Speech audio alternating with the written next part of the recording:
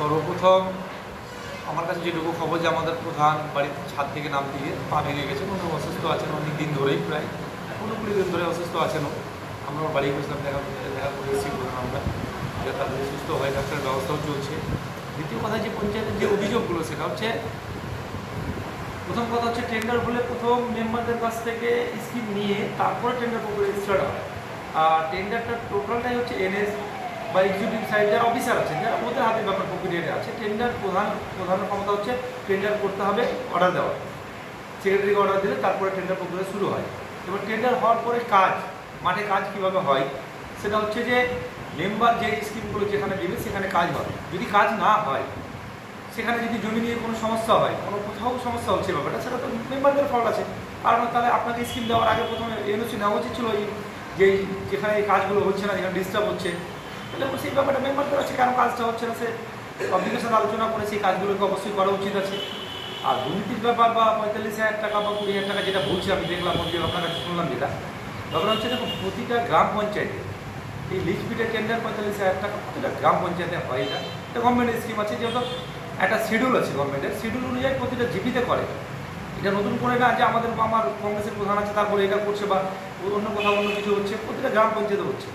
একটা শিডিউল আছে, অফিসার আছে, ওরা যেটা শিডিউল তৈরি করে সে অনুযায়ী কাজটা হয়। এবার ওইভাবে কাজটা হচ্ছে।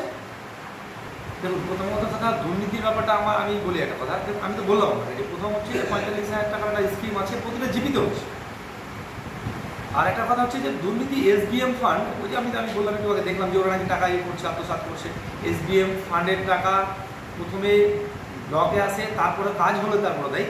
আমি যেটুকু জানি যে এখন অনেক গ্রাম পঞ্চায়েতে এখনও ডিস্ট্রিক্টে টাকা এসে ব্লকে টাকা আসেনি, তারপরে ছেড়েছে কিনা আমার জানা নেই, যেটুকু আমি জানি কিছুদিন আগে। এবার দুর্নীতি এখানে নাই, ব্যাপারটা দেখেন একটা চক্রান্ত আছে এখানে, যেহেতু মানিকচক ব্লকে কংগ্রেসের একটাই গ্রাম পঞ্চায়েত, সেটাকে কাজ কীভাবে ডিস্টার্ব করা যায়, কীভাবে কাজ যেন না করতে পারে ওরা।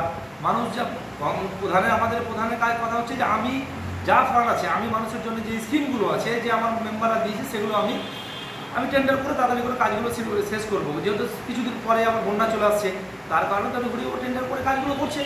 এবার টেন্ডার প্রক্রিয়া তো অফিসের ব্যাপার আছে, অফিসের ব্যাপার করছে, অফিসাররা জানবে ব্যাপারটা, আপনারা জানবেন ভালো বেটার করে। চক্রান্তের অভিযোগ তুললেন, যেটা কারা চক্রান্ত করছে? এখানে একটা বললাম দেবে আপনাকে, প্রথম কথা হচ্ছে যে এখানে কংগ্রেসের একটাই জিপি, সেটা হচ্ছে ধর্মপুর জিপি। সেখানে নিয়ে তৃণমূল বিজেপি ওরা একটা ঘটা গেম করে যাতে এই পঞ্চায়েতটাকে বদনাম করা যায়, কাজ না করতে পারে, তার একটা চক্রান্ত করছে। কিন্তু এগুলো হবে না, কারণ হচ্ছে প্রধান আমাদের একটা কথা বলেছে যে আমি কাজ করবো। বিদ্যুৎ সাহেবের একটা ব্যাপার আছে, প্রতিটা অফিসিয়ালিভাবে আছে, কাজ করতে হবে, কাজ তো ফেলে রাখা যাবে না। এরা চাইছে সেটা আমার প্রধান বলছে না আমি কাজ করবো। যারা অফিসিয়াল আছে তারা টেন্ডারটা করছে, কাজ ঠিকভাবে হচ্ছে। দুর্নীতি হলে পরে বিদ্যুৎ সাহেবের কাছে যেহেতু অভিযোগটা করেছে, প্রশাসনভাবে দেখবে। এটা সব দুর্নীতিভাবে আমরা কোনো রকমই আমার মেম্বার হোক, প্রধান হোক, যেই থাক না কেন, আমরা তাকে বসে দেবো।